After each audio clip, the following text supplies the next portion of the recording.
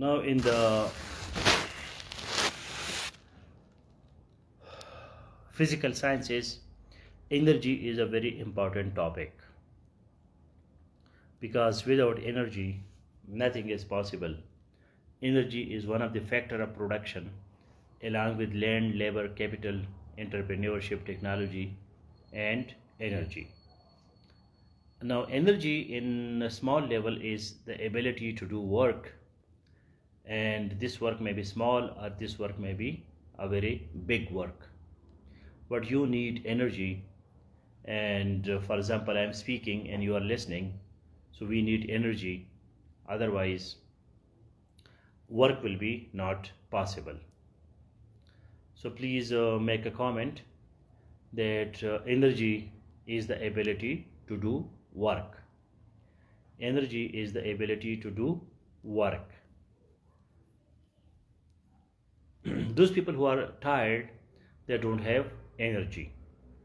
Now, where from I get energy to speak? I get energy to speak from my food. Now, what is the source of my food? Again, that is highly important. Cause and effect, that is rationality. Where is the effect?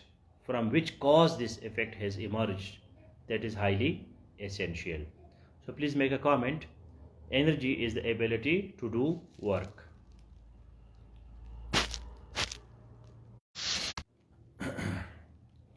So energy is the ability to do work.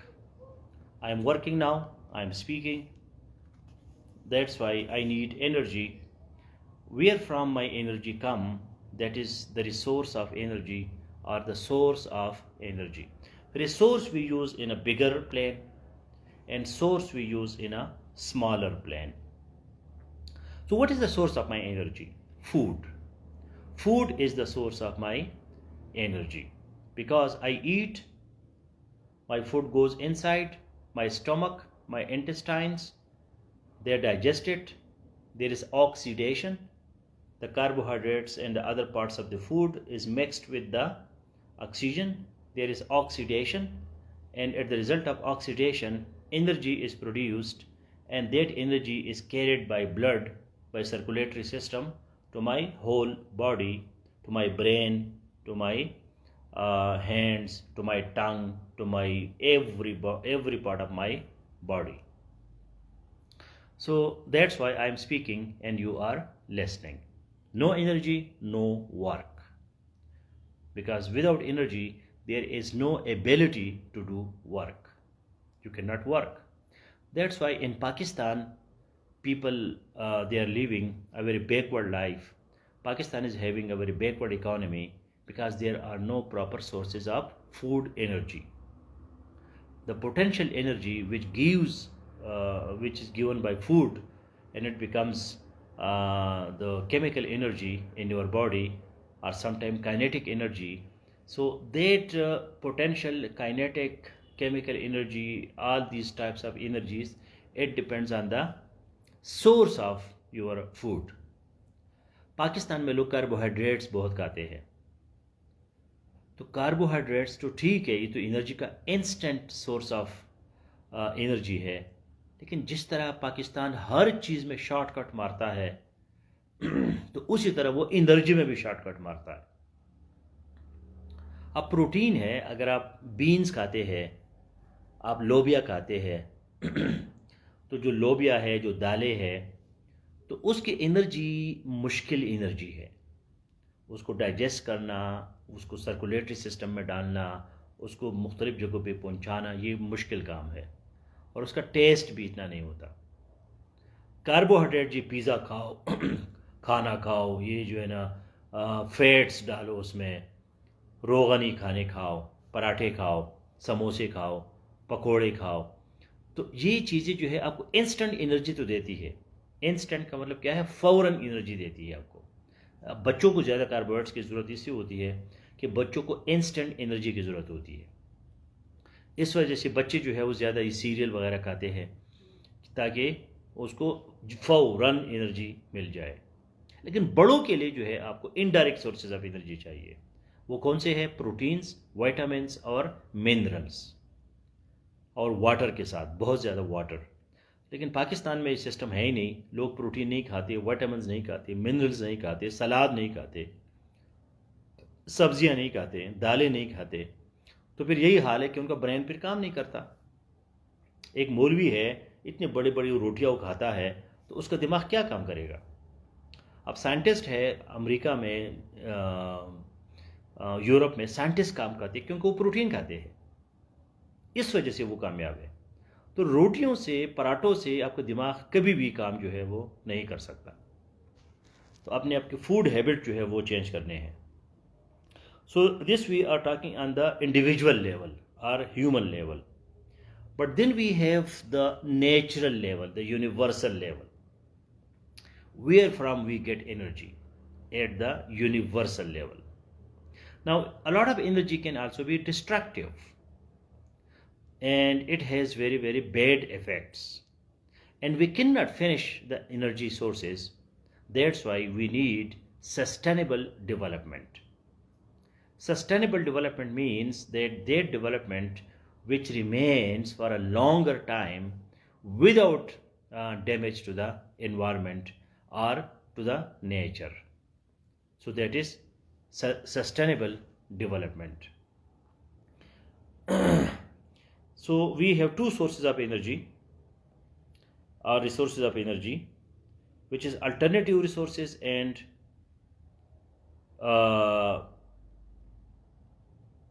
we have alternative resources of energy and we have the traditional sources of energy. तो एक है convertible and the other is non-convertible sources of energy.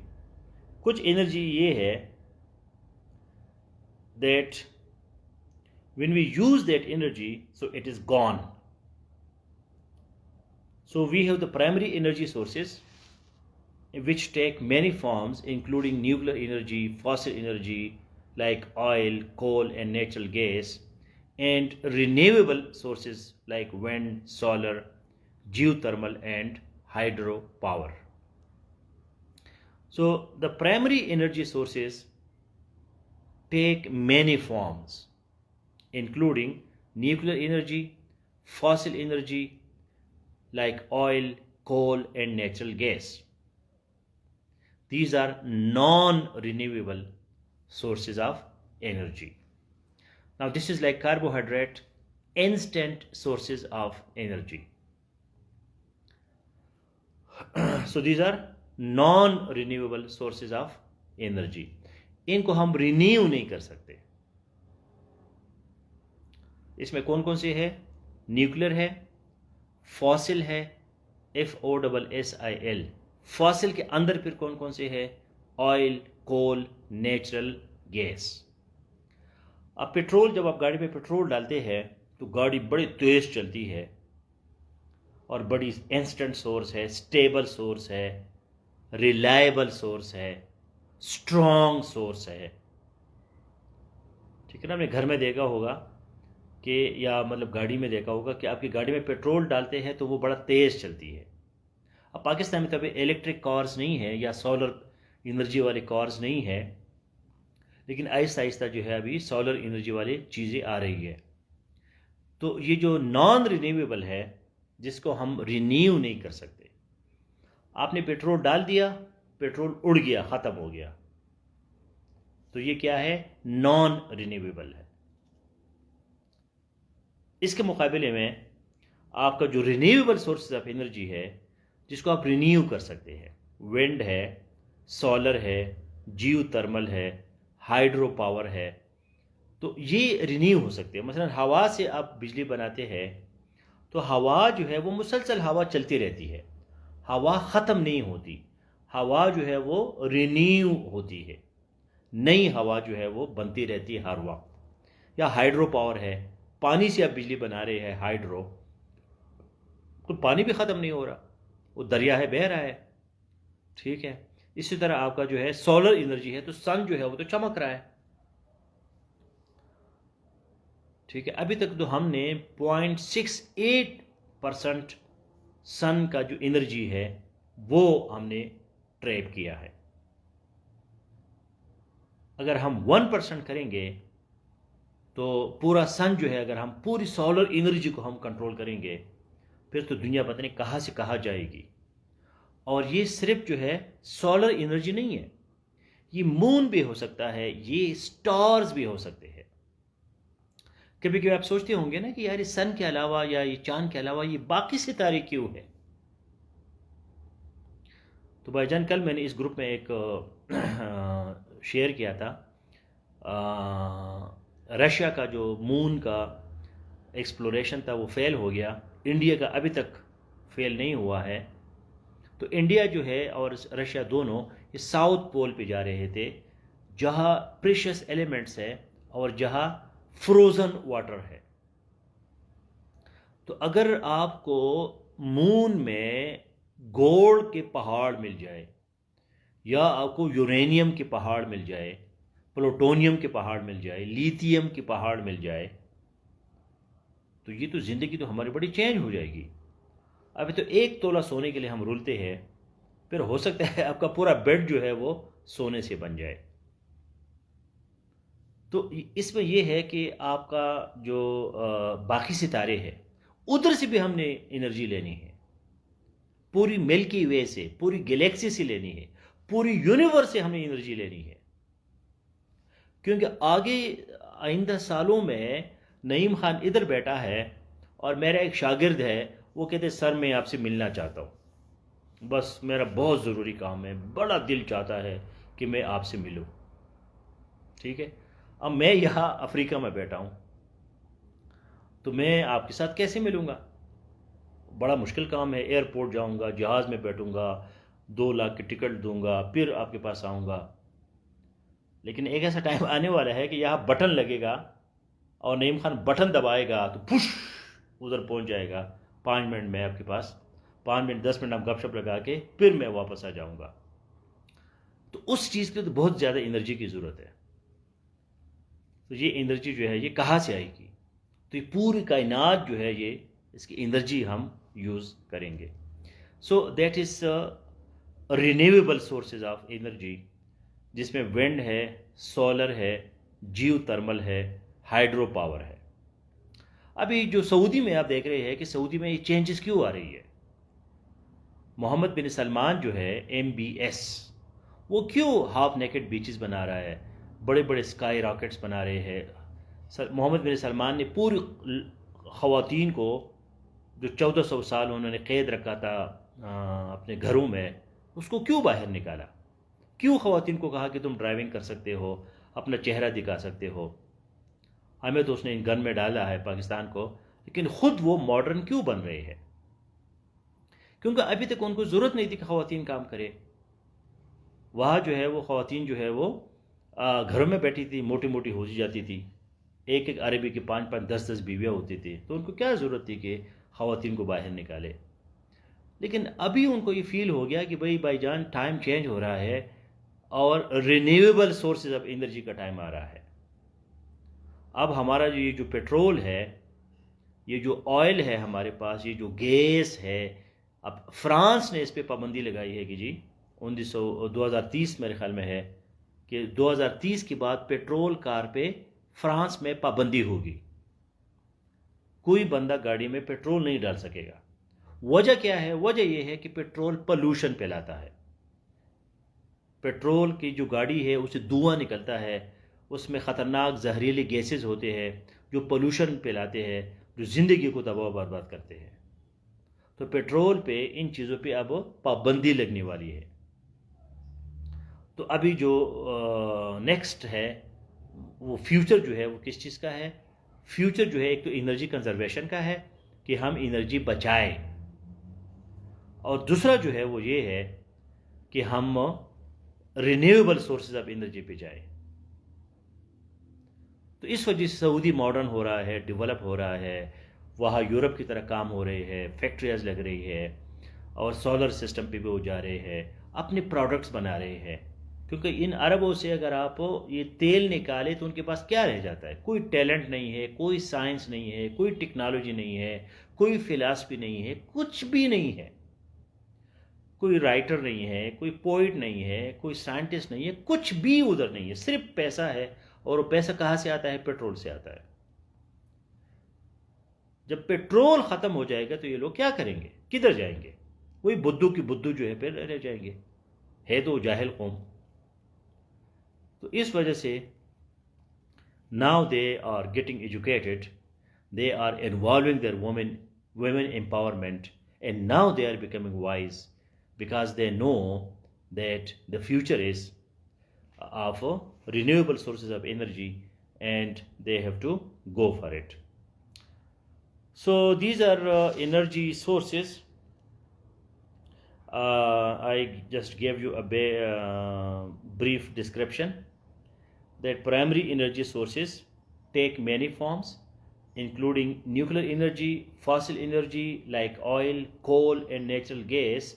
These are non-renewable sources of energy.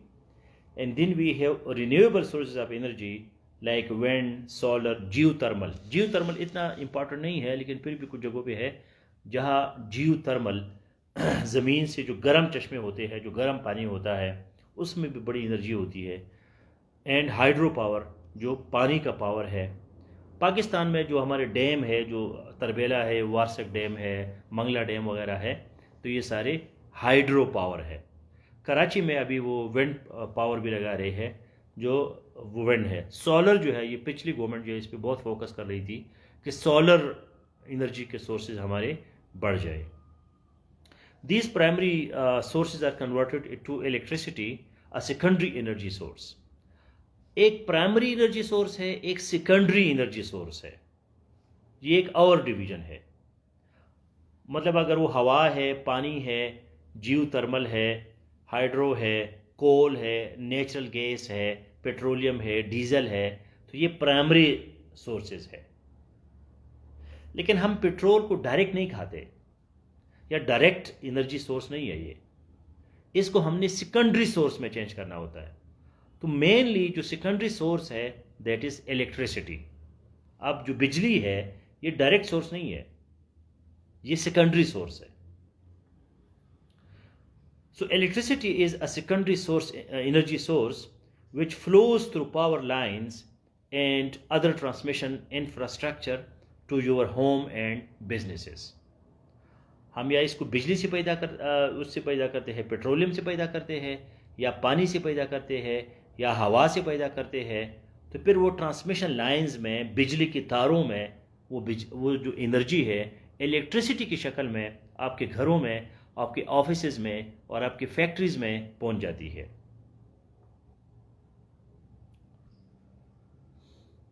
अच्छा, अभी future जो है वो clean energy क्या है? Clean energy, so clean energy is that kind of energy in which there is no pollution, there is no contamination. So a clean energy revolution is taking place across the world, underscored by the steady expansion of energy, renewable energy sector. The clean energy industry generates hundreds of billions in economic activity and is expected to continue to grow rapidly in the coming years. There is tremendous economic opportunity for the countries that invent, manufacture and export clean energy technologies. जो clean energy technologies है, अब देखो ना, China जो है solar panel जो है वो हमें एक्सपोर्ट कर रहा है, तो ये क्या है? Clean energy technologies. So responsible development of all of the rich energy resources, including solar, wind, water, geothermal, bioenergy, and nuclear, will help ensure world's continued use of clean energy. तो इसमें ये भी है कि आपका जो बायो एनर्जी है। Bio energy ये है कि प्लांट से हम एनर्जी हासिल करते हैं, बायोमास उसको कहते हैं, या जो बायोगैस है, ठीक है। इवन ये जो जानवरों का डंग है, जो गोबर है, तो गोबर से भी हम एनर्जी हासिल कर सकते हैं, वो भी रिन्यूएबल है, क्योंकि आपके पास काफ़ी गोबर जो है वो मुसलसल आ सकता है। अगर वो रिन्यूएबल न भी हो तो एटलीस्ट वो क्लीन एनर्जी सोर्स है, जहाँ से जो है फिर वो वो नहीं होता, आपका कंटामिनेशन जो है वो नहीं होता। तो ये एक सिंपल सा टॉपिक है, इसमें कोई इतना ज़्यादा कॉम्प्लिकेशंस नहीं है। तो मैंने आपको नोट्स भी दिए हैं, और आपको मज़ीद भी आप गूगल करें। और एनर्जी पे, कंजर्वेशन पे अक्सर क्वेश्चन आता है।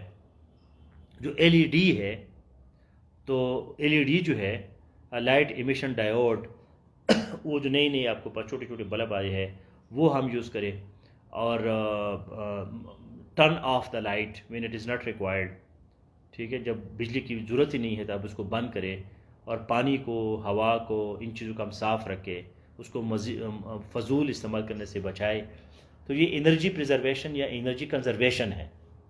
ठीक है, अब अपने घर में बैठे हैं तो आपको कितनी एनर्जी की ज़रूरत है, जितनी ज़रूरत है उतना ही इस्तेमाल करें, बाकी एनर्जी को बचाए। तो ये that is energy conservation. So all the best, good night.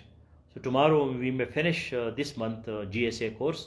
So please cover these topics so that you have the satisfaction that I am covering my syllabus topics.